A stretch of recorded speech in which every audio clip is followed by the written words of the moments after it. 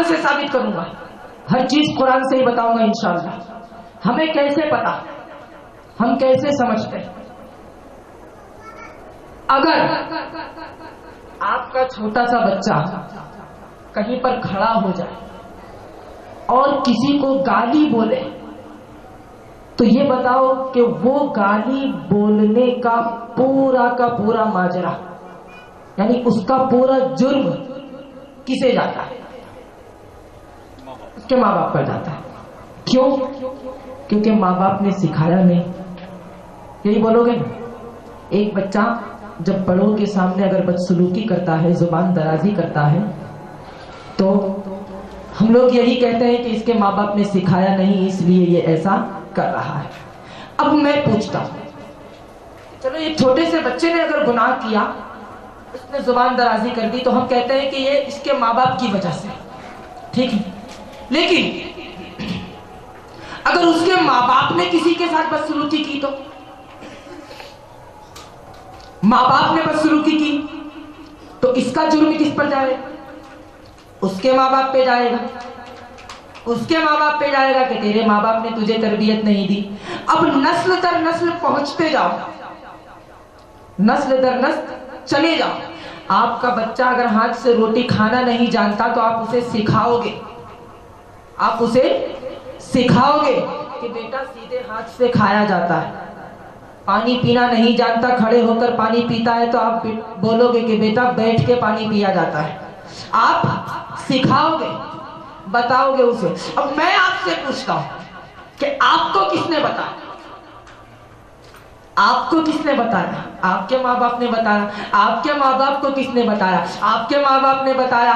نسل در نسل یہ سلسلہ چلتا رہا، لیکن آخر میں پہنچا کہاں پر؟ پہنچا کہاں؟ اندازہ لگاؤ، پہنچا کہاں پر؟ کس نے سکھایا؟ ہم نے سیکھا کہاں سے؟ ہم نے جانا کہاں سے؟ آج ہم بیٹھے ہیں، بولنا ہماری طاقت ہے تو ہم کیسے بول لیتے ہیں، چلنا ہماری قوت ہے ہم کیسے چل لیتے ہیں، سونا ہماری طاقت ہے ہم کیسے سو لیتے ہیں، کھانا ہماری طاقت ہے ہم کیسے کھا لیتے ہیں۔ تو اب میں آپ سے کہنا چاہتا ہوں، یہی بات میں بتا رہا ہوں، ہم جشن میلاد کیوں منا رہے ہیں، ہم نبی کی آمد کا جشن کیوں مناتے ہیں؟ مولا کائنات نے فرمایا لقد من اللہ علی المؤمنین اذ بعث فیہم رسولا، کہ مومنوں پر پروردگار نے احسان فرمایا کہ ان میں اپنا رسول بھیجا۔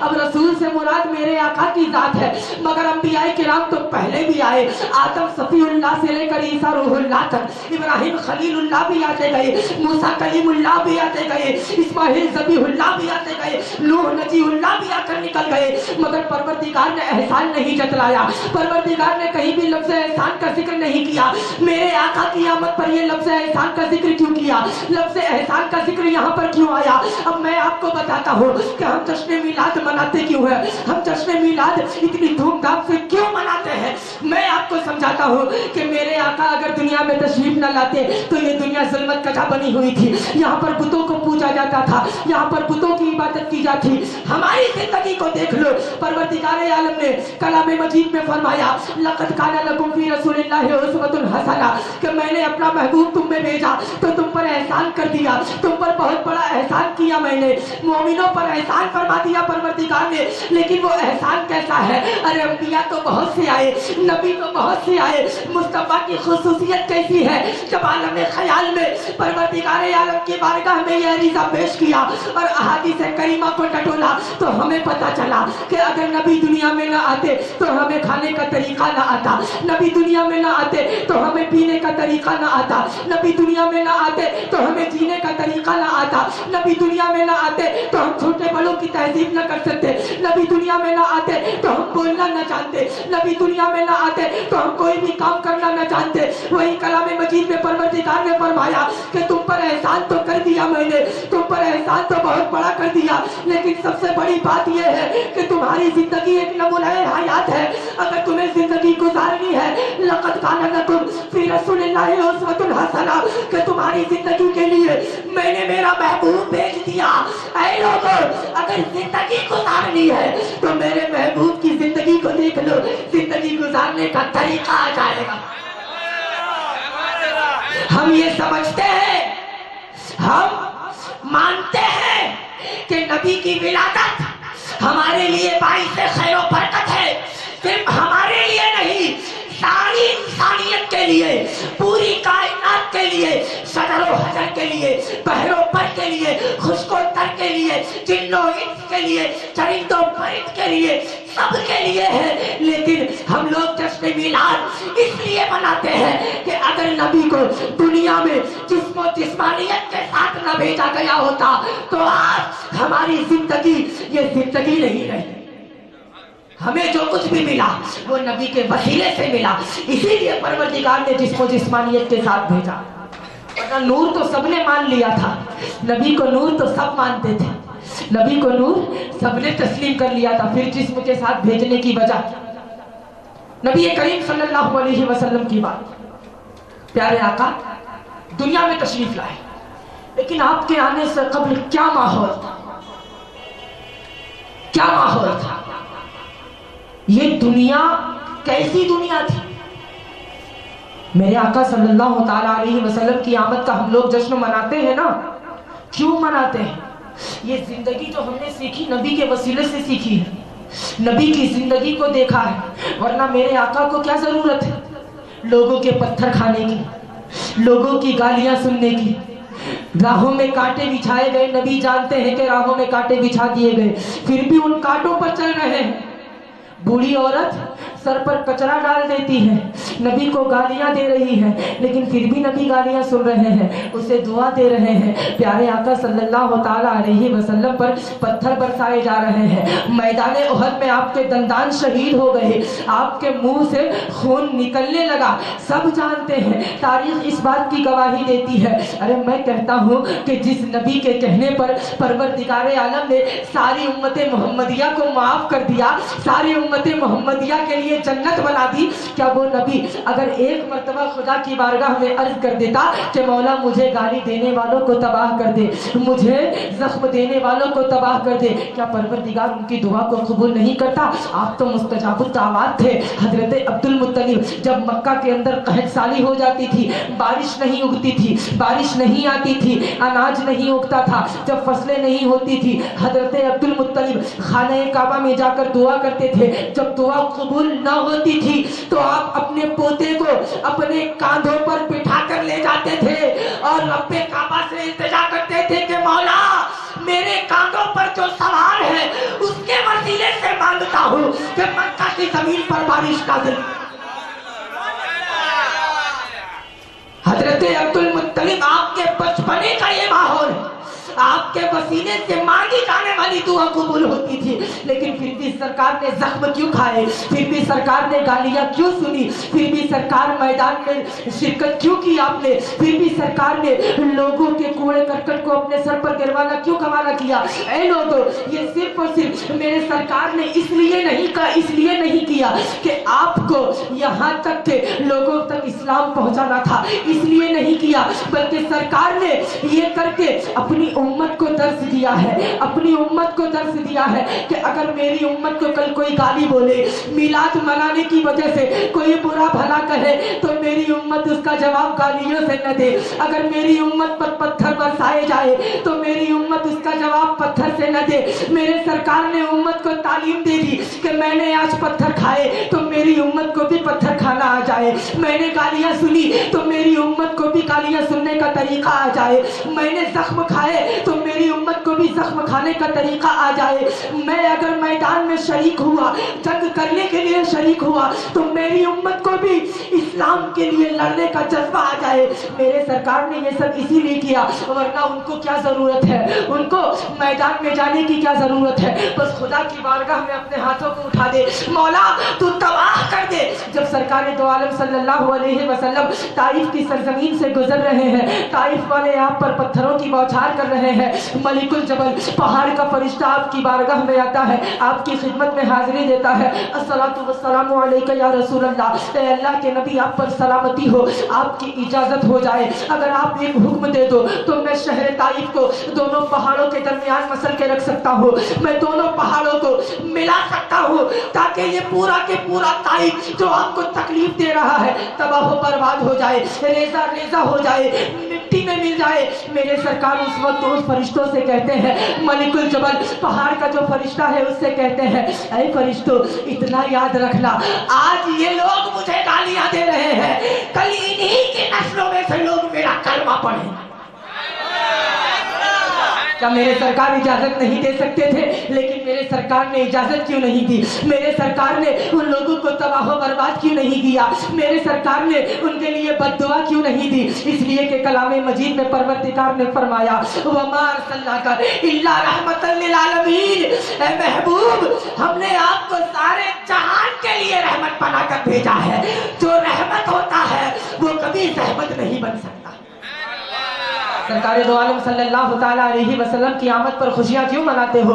अरे झूम जाओ।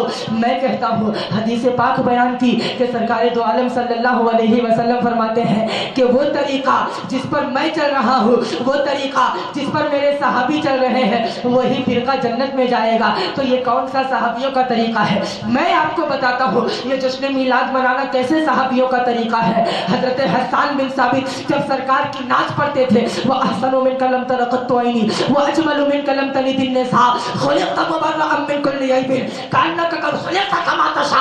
जब सरकार की मिदहत को बयान करते थे, सरकार की विलादत का जिक्र करते थे, सरकार की पैदाइश का चर्चा करते थे, तो मेरे सरकार आपको अपनी चादरें मुबारक तोहफे में दे रहे हैं। मेरे सरकार खुद नीचे बैठ रहे हैं, हजरत हसन बिन साबित को मिंबर पर बैठा रहे हैं। हजरत हसन बिन साबित से कहते हैं, ए हसन तुम्हारी जगह ऊपर है, मेरी जगह नीचे है, मैं नीचे बैठकर सुनता हूँ, तुम ऊपर बैठकर बयान करो। अंदाजा लगाओ लोगों, खुद की तारीफ सुन रहे हैं, खुद की नाच सुन रहे हैं, मगर उसमें एक बात बयान की जा रही है, ऐ दोनों आलम के मालिक मुख्तार, ऐ सरवरे कायनात, ऐ फखरे मौजूदात, आपकी पैदाइश ऐसी पैदाइश है कि जैसा आपने चाहा परवरदिगार ने आपको वैसा ही पैदा किया है, जैसा आपने मांगा परवरदिगार ने आपको वैसा ही पैदा किया है।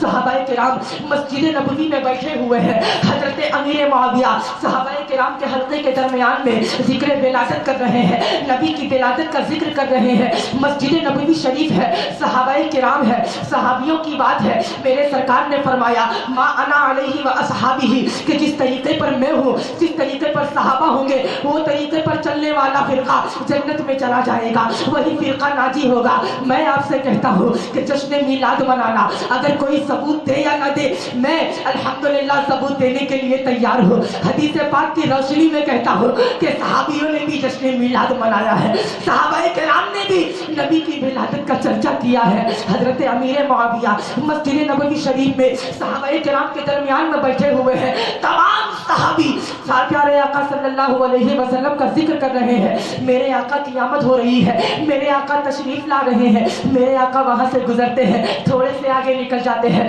उसके बाद अपना रुख अनवर फेरते हैं, फिर हजरत अमीर मुआविया की तरफ आते हैं, सारे सहाबा बाअदब खड़े हो जाते हैं, अस्सलातु वस्सलामु अलैका या रसूलल्लाह, बेटा का उम्मी व अबी, ए अल्लाह के रसूल आप पर सलामती हो, हमारे माँ बाप आप पर कुर्बान, या रसूलल्लाह आप यहाँ तशरीफ लाए। मेरे आका मुस्कुराते हैं और कहते हैं, ए मुआविया अभी अभी तुम बैठकर कर क्या रहे? मैं मिलाद की हकीकत बता रहा हूँ, मिलाद का सबूत दे रहा हूँ। कल उठ के कोई ये न कह दे कि नमाज पढ़ने वाला सहाबियों के तरीके पर, नमाज पढ़ने वाला सहाबियों के तरीके पर है। बस इसी बात को मत देखना, सहाबियों का तरीका ये भी है। हजरत अमीर मुआविया वहां पर बैठे हैं, हजरत अमीर मुआविया से सरकार दो आलम सल्लल्लाहु अलैहि वसल्लम ने पूछा, प्यारे आका पूछते हैं, ए मुआविया अभी तुम बैठे बैठे क्या कर रहे थे? हजरत अमीर मुआविया मुस्कुराते हैं और कहते हैं, या रसूल अल्लाह फिदा का उम्मी व अबी, आप पर मेरे माँ बाप कुर्बान, ए अल्लाह के रसूल सल्लल्लाहु अलैहि वसल्लम हम यहाँ पर बैठकर आपका जिक्र कर रहे थे, आपको याद कर रहे थे। पीर का दिन है, 12 रबीउल अव्वल शरीफ की तारीख है। मैं आपको हदीस के हवाले से कहता हूँ, अभी फिलहाल में जो किताब हदीस की मौजूद है उसका नाम अनवारुल हदीस है। उसके अलावा मिशकात शरीफ, बुखारी शरीफ, तिरमिजी शरीफ, सही सित्ता की जितनी भी किताबें हैं सब में ये हदीसें मिल जाएगी। प्यारे आका सल्लल्लाहु ताला अलैहि वसल्लम उस वक्त हजरत अमीर मुआविया से पूछते हैं, हजरत अमीर मुआविया फरमाते हैं, या रसूल अल्लाह हम आपकी विलादत का जिक्र कर रहे थे, हम आपकी विलादत का चर्चा कर रहे थे,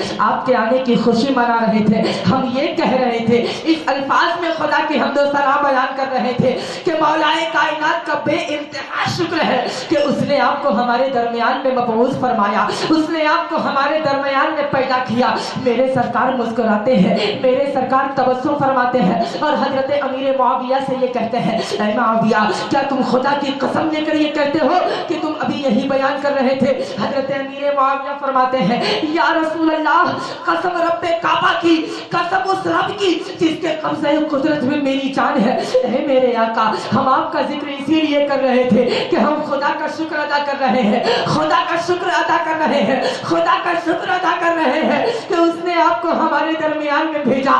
تو یاد رکھ لو کہ حلقہ ذکر کر کے، نبی کی ولادت کا ذکر کر کے خدا کا شکر ادا کرنا یہ صحابہ کا طریقہ ہے، یہ صحابیوں کا طریقہ ہے کہ جو لوگ بیٹھتے ہیں اور نبی کی آمد کا ذکر کرتے ہیں۔ اندازہ لگاؤ آج آپ لوگ جو کر رہے ہو وہ کوئی شرک ہے یا بدعت؟ اگر بدعت ہے تو جاؤ جا کر پوچھو صحابیوں سے کہ وہ صحابہ کرام نے کیوں کیا تھا، صحابیوں نے کیوں کیا۔ اور میرے سرکار فرماتے ہیں، اے معاویہ اتنا یاد رکھنا، آج میں تم سے کہتا ہوں کہ پروردگار نے جبرائیل کو میرے پاس بھیجا اور یہ کہلوایا، اے جبرائیل جا کر میرے محبوب سے کہہ دو کہ پروردگار مسجد نبوی میں ہونے والی ذکر میلاد کی اس محفل کے بارے میں فرشتوں کے درمیان فخر کر رہا ہے۔ تو ذکر میلاد کی محفل کہاں سے ثابت، کہاں سے ثابت؟ صحابہ کرام کے دور سے ثابت۔ اب ایک چیز اور، محفل تو کہیں بھی ہو سکتی ہے نا، ہو سکتی ہے نا کہیں بھی، ٹھیک ہے، یہ اتنا سارا ڈیکوریشن کرنے کی کیا ضرورت؟ محفل ہی کرنی ہے مسجد میں چلے جاؤ، وہ بھی تو مسجد نبوی شریف میں تھے، وہ بھی تو مسجد میں بیٹھ کر ذکر کر رہے تھے، تو ہم اتنا سارا ڈیکوریشن اور لائٹنگ وغیرہ کیوں کرتے، خرچ کیوں کرتے؟ ہے کوئی جواب؟ محفل ہی کرنی ہے نا۔ وہ مسجد نبوی میں بیٹھے تھے، ذکر و اذکار کر رہے تھے،